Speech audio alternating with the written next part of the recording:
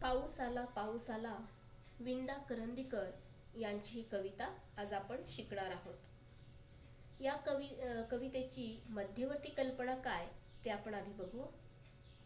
अचानक पाऊस आल्यामुळे वातावरणात कोणता बदल झाला आणि बाबा, आई, मुले यांची कशी पंचायत झाली याचे मजेदार वर्णन या कवितेमध्ये आले आहे।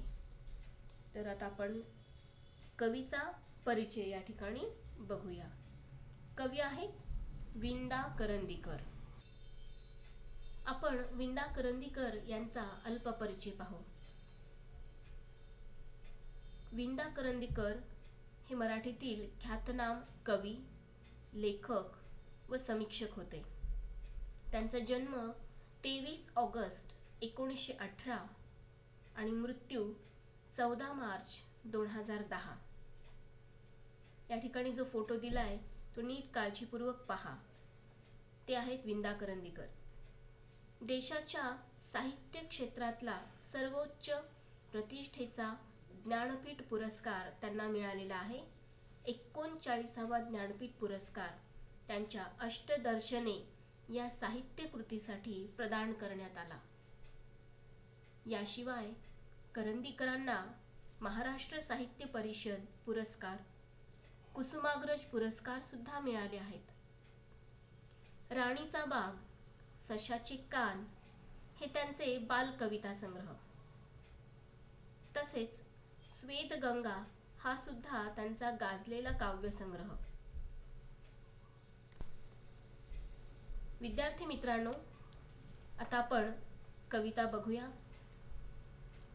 पाऊस आला ऐन दुपारी विजा चमकल्या, कडाड कडकड भणाण वारा, जिकडे तिकडे गारा गारा। पहा, ऐन दुपारी। ऐन दुपारी म्हणजे भर दुपारी। कडाड म्हणजे खूप जोरदार। भणाण वारा म्हणजे वाऱ्याचा भयभीत करणारा आवाज। बघा, पाऊस आला। विद्यार्थी मित्रांनो, पावसावर आधारित ही कविता आहे। पाऊस सगळ्यांना आपल्याकडे आकर्षित करतो। उन्हाळा, पावसाळा, हिवाळा हे जे आपली मुख्य ऋतू आहेत, यापैकी बऱ्याच जणांना पावसाळा हा ऋतू खूप आवडतो। कारण पावसाळ्यामध्ये निसर्गाचं वातावरण खूप बदललेलं असतं। उन्हाळ्यामध्ये जमीन जी तप्त झालेली असते ती पावसाच्या आगमनाने, पावसाच्या कोसळण्याने मंत्रमुग्ध होते। जिकडे तिकडे मातीचा सुगंध पसरलेला असतो आणि त्याचबरोबर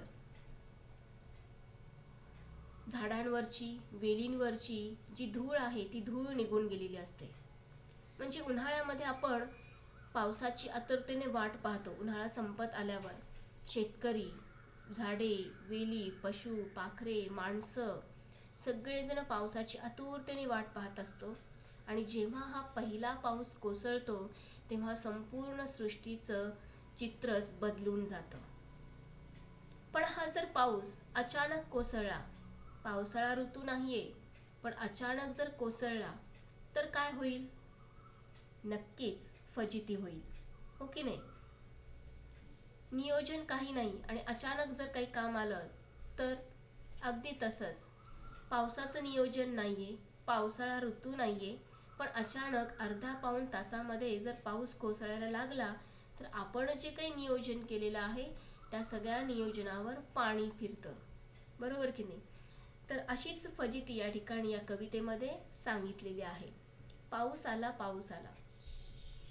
भर दुपारी विजा चमकायला लागल्या, कडाड कडकड कडकड कड, कडाड कडकड कडकड। आणि विजा चमकतानाच वारा सुद्धा इतका जोरदार वाहतोय की त्याची भीती वाटते, त्या वाऱ्याच्या आवाजाची भीती वाटते।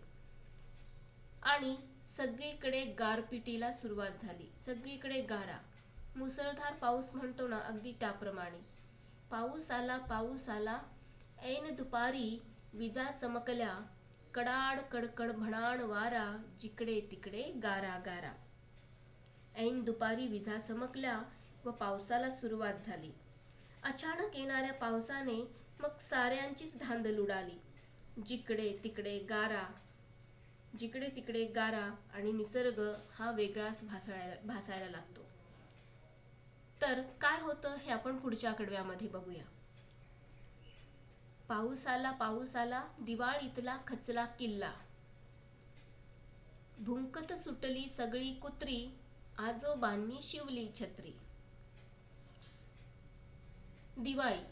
आता या ठिकाणी दिवाळी ह्या सणाचा उल्लेख केलेला आहे. खचला हा शब्द, खचला म्हणजे खचणे किंवा खाली जाणे. तर काय होतं की पावसाची चिन्ह नाहीये, आभाळ भरून आलेलं नाहीये, पण भर दुपार आहे आणि अचानक पावसाला सुरुवात झाली. त्यामुळे काय झालं की सगळ्यांचाच गोंधळ उडालेला आहे. तर काय होतं, नुकतीच दिवाळी झालेली आहे आणि दिवाळीमध्ये सगळी मुलं आनंदाने मातीचा किल्ला बनवतात. तुम्हीही बनवलेला असेल घरी, तुमच्या सोसायटीमध्ये किंवा तुमच्या घरी सुद्धा तुम्ही किल्ले आणून किंवा मातीचे किल्ले बनवलेले असतील, बरोबर की नाही. तर इथे सुद्धा या कवितेमध्ये सुद्धा काही मुलांनी दिवाळीमध्ये आनंदाने किल्ला बनवलेला आहे. पण जोरदार पावसामुळे या किल्ल्यावर, या मातीच्या किल्ल्यावर पाणी पडतंय आणि तो किल्ला हळूहळू खाली खचत जातोय. त्यावरची माती वाहून जाते आणि मोकाट असणारी जी कुत्री आहेत, भटकणारी जी कुत्री आहेत, भर दुपार आहे त्यामुळे इकडे तिकडे सैरावैरा ते पळत सुटली आहेत. त्यांना सुचेना काय करावं ते. पाऊस अचानक सुरू झाला, पावसाला अचानक सुरुवात झाली, त्यामुळे त्यांना सुचेना की कुठे जायचं, आडोशाला कुठे थांबायचं आणि सैरावैरा पळत सुटली आणि पळताना जोरजोरात भुंकायला लागलेली आहेत. आणि ही पावसाची चिन्हे पाहून आजोबा मात्र या ठिकाणी सावध झालेत.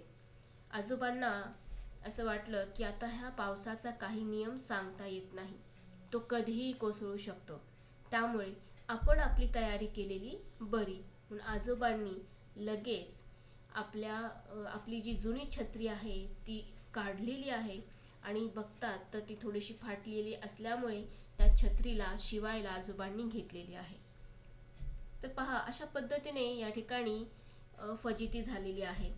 विद्यार्थी मित्रांनो, कविता तुम्हाला समजली का? मी पुन्हा एकदा रिपीट करते. पाऊस आला ऐन दुपारी विजा चमकल्या, कडाड कडकड भणाण वारा, जिकडे तिकडे गारा गारा. भर दुपारी अचानक विजा चमकायला लागल्या, कडकड कडकड मोठ्या आवाज करून, त्याच प्रकारे भयभीत करणाऱ्या वाऱ्याचा आवाज येतोय, भणाण वारा वाहतोय आणि पाऊस सुरू होऊन जिकडे तिकडे गारा पडताना दिसतायत. वातावरणात झालेला हा अचानक झालेला बदल पाहून सगळ्यांची धांदल उडलेली आहे. म्हणून जेव्हा पाऊस आला तेव्हा दिवाळीत बांधलेला मुलांनी जो किल्ला होता मातीचा, तोही खचायला लागला, त्यावरची माती ढासळायला लागली आणि कुत्र्यांना सुद्धा, तिथे असणाऱ्या कुत्र्यांना सुद्धा समजत नव्हतं की काय करावं आणि तीही सैरावैरा सुटली, तेही मोठमोठ्याने भुंकत आवाज करत. पण आजोबा मात्र अनुभवी आहेत, त्यांना समजलं की या पावसाचा काही नियम नाही आणि म्हणून त्यांनी आपली छत्री काढलेली आहे आणि ती फाटलेली असल्यामुळे शिवायला घेतलेली. तर आज आपण इथपर्यंत पाहूया. मला सांगा, कविता तुम्हाला समजलीच असेल तर एका वाक्यात उत्तरे आता सांगा बरं. विजा केव्हा चमकल्या?